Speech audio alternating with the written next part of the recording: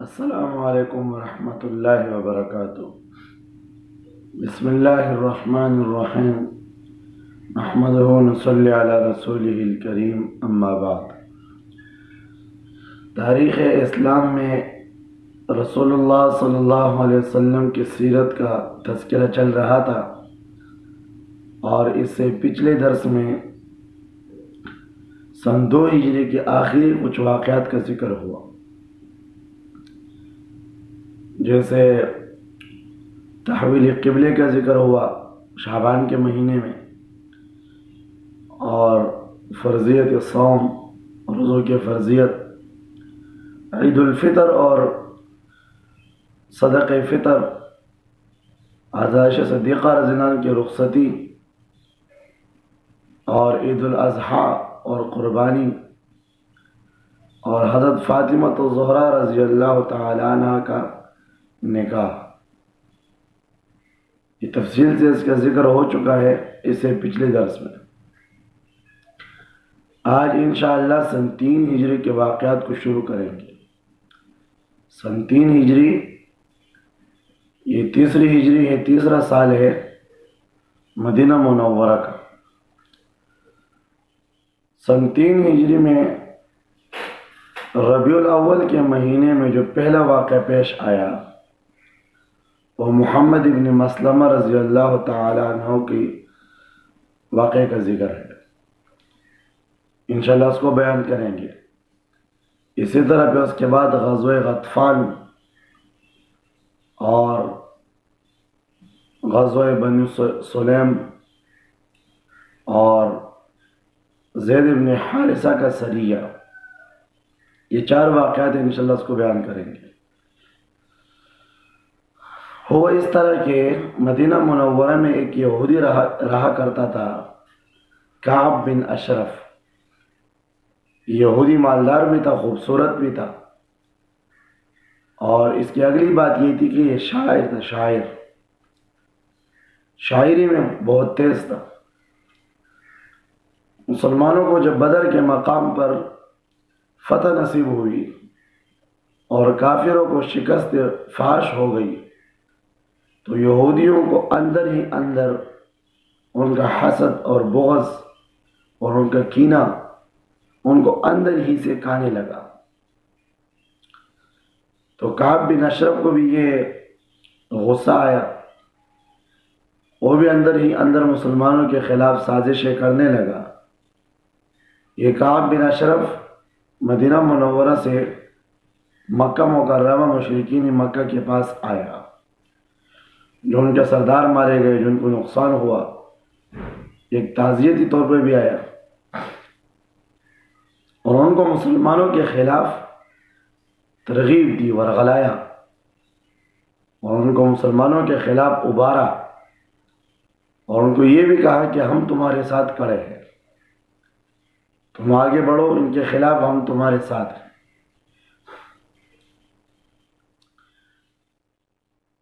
چلو یہ تو کسی حد تک بات تھی، حضور صلی اللہ علیہ وسلم اس پر صبر کرتے تھے۔ اگلا کام اس نے یہ شروع کیا کہ اس نے حضور صلی اللہ علیہ وسلم کے ہجوہ میں اور آپ کی برائی میں اشعار پڑھنے لگا، اور اشعار پڑھتا تھا حضور صلی اللہ علیہ وسلم کی برائی میں۔ پھر اس سے بھی آگے بڑھا، مسلمانوں کی عورتوں کو اور ان کے جسم کے مختلف انداموں کو اپنے اشعار میں بیان کرتا تھا۔ یعنی مسلمانوں سے اس نے کچھ نہ کچھ کرنا تھا، مسلمان کو تنگ کرنے کے لیے، ان کو تکلیف دینے کے لیے۔ بالآخر یہ آدمی بہت ہی زیادہ بد اخلاق اور بدتمیز ہوا، اور مسلمانوں کے لیے ایک شریر بنا۔ تو حضور صلی اللہ علیہ وسلم نے ایک دفعہ اعلان فرمایا، من للکعب بن اشرف، کعب بن اشرف کی نجاست سے ہمیں کون نجات دلائے گا، یعنی اس گندگی کو کون ختم کر لے گا۔ ایک صحابی کھڑے ہو گئے، محمد بن مسلمہ رضی اللہ عنہ، یہ جلیل القدر صحابی ہیں۔ انہوں نے عرض کیا کہ یا رسول اللہ میں اس کے لیے تیار ہوں، لیکن مجھے اس میں کچھ تدبیر اور کچھ حیلہ کرنا پڑے گا، میں اس کے قریب ہونا چاہوں گا، اب مجھے اس کی اجازت ہوگی؟ آپ نے فرمایا ہاں بالکل اس کی اجازت ہے، تمہیں اس کی اجازت ہے۔ محمد بن مسلمہ رضی اللہ عنہ کعب بن اشرف کے پاس آیا اور ان سے کہا کہ یہ جو آدمی ہے نا، یہ جو محمد صلی اللہ علیہ وسلم ہے، اس نے تو ہمیں تنگ کر دیا، یہ ہم سے زکوٰۃ مانگتا ہے، اب آگے پتہ نہیں کیا کیا کرے گا۔ تو یہ کعب بن اشرف جو یہودی تھا، یہ سمجھ گیا کہ یہ آدمی اسلام سے پھرنا چاہتا ہے اور یہ اس شخص سے اور محمد صلی اللہ علیہ وسلم سے الگ ہونا چاہتا ہے۔ تو اس نے بھی کہا کہ ہاں ابھی تو صبر کر لو، ابھی تو تمہیں بہت کچھ دیکھنے کو ملیں گے، ابھی تو کچھ بھی نہیں ہے، آگے اور تم لوگوں سے کیا کیا مانگے گا اور تمہیں کن کن مصائب میں ڈالے گا، آگے تم دیکھو۔ تو محمد بن مسلمہ رضی اللہ عنہ نے کعب بن اشرف سے کہا کہ ابھی مجھے کچھ اناج چاہیے، کچھ غلہ چاہیے، تو آپ مجھے کچھ غلہ دے دیں۔ تو کعب بن اشرف نے کہا میں اگر تمہیں اناج دے دوں تو تم اس کے بدلے میں میرے پاس کچھ رکھ کے جاؤ گے، یعنی گریے کے طور پہ، ضمانت کے طور پہ تم میرے پاس کچھ چیز رکھو گے، جب وہ تم اناج واپس کرو گے میں تمہاری وہ چیز واپس کر دوں گا۔ تو محمد بن مسلمہ رضی اللہ عنہ نے پوچھا کیا آپ چاہتے ہو، کیا رکھ دو؟ تو کعب بن اشرف نے کہا تم اپنی عورتوں کو میرے پاس گریے کے طور پہ رکھ لو اور اناج کے طور پہ رکھ لو۔ تو محمد بن مسلمہ رضی اللہ عنہ نے ان سے کہا کہ یہ تو نہیں ہو سکتا، اب تھوڑے سے اناج کے بدلے میں اپنی عورت کو رکھ لیں، یہ تو ہماری قومی غیرت کے خلاف ہے، یہ تو آپ بھی سمجھتے ہیں یہ ہمارے غیرت کے خلاف ہے، یہ ہماری عزت پر، ہماری غیرت پر داغ ہے، آئندہ ہم کسی کو منہ دکھانے کے لائق نہیں ہوں گے، لوگ کہیں گے کہ تم وہی آدمی ہو کہ اپنی عورتوں کو تھوڑے سے اناج کے بدلے میں کسی کے پاس ضمانت کے طور پہ رکھ دیا۔ تو اس نے کہا چلو ایسا کر لو، اپنی اولاد کو رکھ لو، اپنے بچوں کو رکھ لو، بیٹوں میں سے کسی کو رکھ لو۔ تو محمد بن مسلمہ رضی اللہ عنہ نے ان سے کہا کہ اگر میں بچوں کو رکھوں گا گریے کے طور پہ تو آئندہ میرے بچوں کو لوگ طعنہ دیں گے کہ تم وہی لوگ ہو، تم وہی بچے ہو کہ تمہیں تھوڑے سے اناج کے بدلے میں کسی کے پاس گروے کے طور پہ رکھا گیا تھا، تو پھر بھی لوگ مجھے طعنہ دیں گے، یہ بھی میری عزت پر ایک داغ ہے۔ تو کہا کہ پھر کیا؟ محمد بن مسلمہ رضی اللہ عنہ نے کعب بن اشرف سے کہا کہ اسلحہ رکھ لیتے ہیں، جو ہماری جنگی سامان ہے، تلواریں ہیں اور تیر ہے، ترکش ہے، نیزہ وغیرہ ہے، جو جنگی سامان ہے، اسلحہ ہے، میں آپ کے پاس اور رکھ لیتا ہوں، جب اپنا اناج تمہیں واپس کر دوں گا تو مجھے اپنی تلواریں واپس کر دو۔ تو محمد بن مسلمہ کی یہ بات کعب بن اشرف نے مان لی۔ کچھ دنوں کے بعد محمد بن مسلمہ رضی اللہ عنہ آئے اور کچھ آدمیوں کو ساتھ لے کر آئے اور ان کو سمجھایا کہ کعب بن اشرف جب نیچے آئے گا تو میں ان کو جب مضبوطی سے پکڑوں گا تم لوگ وار کر دینا اور اس کا کام تمام کر دینا۔ 2 منزلہ یا 3 منزلے کا اس کا گھر تھا۔ نیچے سے محمد بن مسلمہ نے آواز دی کعب، تو اب نیچے ہے، تو ان کی بیوی نے کہا کعب بن اشرف کو کہ یہ جو آواز آئی ہے مجھے یہ آواز ذرا خطرناک لگ رہی ہے، اس سے خون کی بدبو آتی ہے، اس لیے آپ نیچے نہ جائیں، یہ خیر کی علامت نہیں ہے۔ کعب بن اشرف نے کہا اپنی بیوی سے، محمد بن مسلمہ میرے بہت پرانے دوست ہیں، میرے ان کے ساتھ بہت اچھے تعلقات ہیں، اس طرح کی بات نہیں ہو سکتی۔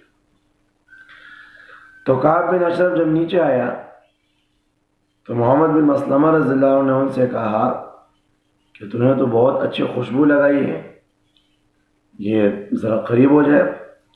ایک دفعہ اس نے سر اپنا قریب کیا، محمد بن مسلمہ رضی اللہ عنہ نے سونگا اور وہ زیادہ تکبر میں آیا اور کہنے لگا کہ عرب کی عورتوں میں سب سے خوبصورت اور بہترین عورت اس وقت میرے نکاح میں ہے، اور میرے پاس سب سے بہترین اور اچھی خوشبو موجود ہے۔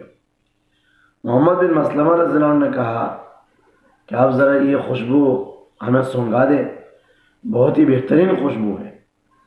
تو دوبارہ جب اس نے سر قریب کیا تو محمد بن مسلمہ رضی اللہ عنہ نے کعب بن اشرف کو ان کے سر کو ان کے بالوں سے پکڑا اور مضبوطی سے پکڑا، اور ساتھیوں کو پہلے سے سمجھایا تھے کہ جب میں پکڑ لوں تم لوگ حملہ کر دینا۔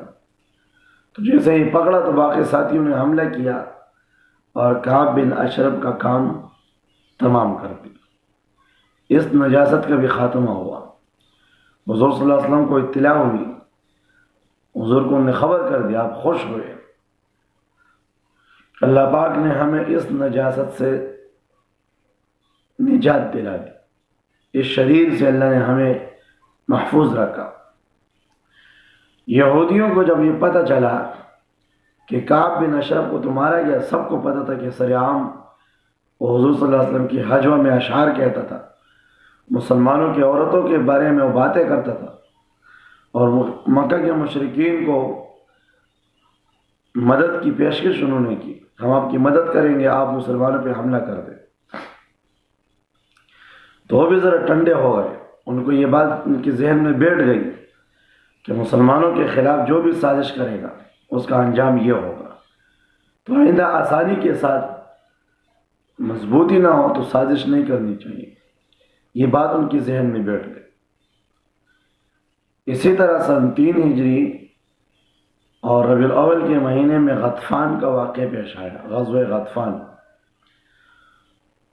غطفان کا قبیلہ رہتا تھا جو شام کے طرف جو تجارتی قافلوں کا راستہ تھا مکہ مکرمہ کے لوگوں کا، تو وہاں ایک قبیلہ رہتا تھا، اسی ساحلی پٹی پر اسی راستے پر ایک قبیلہ رہتا تھا غطفان، یہ جنگجو قبیلہ تھا۔ ابھی تک تو حضور صلی اللہ علیہ وسلم نے قبائل کے ساتھ دفاعی معاہدے کیے تھے، کسی کے ساتھ صلح کیا تھا، کسی نہ کسی نقطے پر ان سے صلح کی تھی اور ان کے ساتھ معاہدے لکھے تھے۔ تو آپ کو اطلاع ملی کہ غطفان کے قبیلے مسلمانوں کے خلاف اکٹھے ہو رہے اور ان لوگوں کو اکٹھا کر کے ایک لشکر بنا رہے ہیں مسلمانوں پر حملہ کرنے کے لیے۔ آپ نے صحابہ کرام کی ایک جماعت کو ساتھ لیا اور آپ بذات خود تشریف لے گئے، لیکن جب آپ وہاں پہنچے تو آپ کے وہاں پہنچنے سے پہلے وہ لوگ وہاں سے بھاگ گئے تھے اور کوئی جنگ کی صورت کوئی واقع پیش نہیں آیا۔ اسی طرح ربیع الثانی کے مہینے میں غزوہ بنو سلیم، آپ کو اطلاع ملی کہ بنو سلیم والے نے مسلمانوں کے خلاف بغاوت کا اعلان کیا ہے اور وہ بھی مسلمانوں کے خلاف اکٹھے ہو رہے ہیں حملہ کرنے کے لیے۔ آپ ان کے پیچھے گئے، لیکن جب وہاں آپ پہنچے ان کے مقام پر، ان لوگوں کو بھی اطلاع مل چکی تھی، وہ بھی وہاں سے بھاگ گئے، کوئی واقع پیش نہیں آیا۔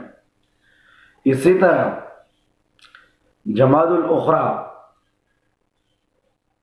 سن 3 ہجری آپ صلی اللہ علیہ وسلم کو اطلاع ملی کہ مکہ مکرمہ کا ایک قافلہ نکل چکا ہے شام کی طرف، لیکن یہ مدینہ منورہ کے راستے سے نہیں بلکہ عراق کے راستے سے۔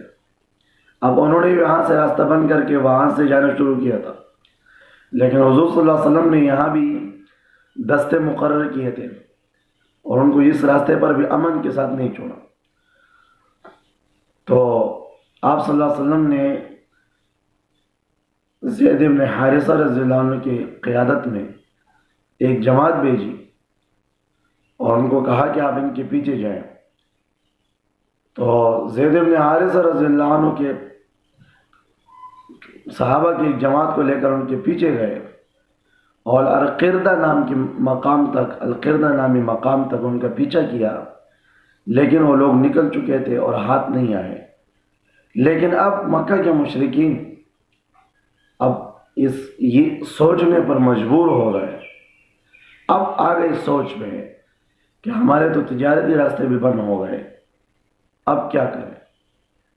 اب سوچ اور بچار میں لگ گئے کہ بھئی ہمیں تو ہماری زندگی تو مشکل ہو رہی ہے، مسلمان تو ہمیں رہنے نہیں دے رہے. جس طرح انہوں نے مسلمانوں کو مکہ مکرمہ میں ان کی زندگی کو بالکل بے سکون اور بے امن بنائی تھی، وہاں ان کو نکلنے پہ مجبور کیا، اپنے گھروں کو، اپنے جائیداد کو، اپنے رشتہ داروں کو، خاندان کو چھوڑنے پر مجبور کیا. اب اللہ پاک مسلمانوں کے ذریعے سے ان کے ساتھ یہی کر رہا ہے. اب وہ لوگ مجبور ہوتے ہیں اور بیٹھتے ہیں اور مسلمانوں کے خلاف ایک بہت بڑا معرکہ تیار کرتے ہیں، لشکر تیار کرتے ہیں. جو اگلا واقعہ ہے وہ احد کا واقعہ ہے، جو غزوہ احد ہے، بہت بڑا معرکہ. تو انشاءاللہ العزیز اگلے درس میں انشاءاللہ احد کے واقعے کو شروع کریں گے. جو کمی کوتاہی ہوگی اللہ سے دعا ہے اللہ معاف فرمائے. وآخر دعوانا الحمدللہ رب العالمین. السلام علیکم.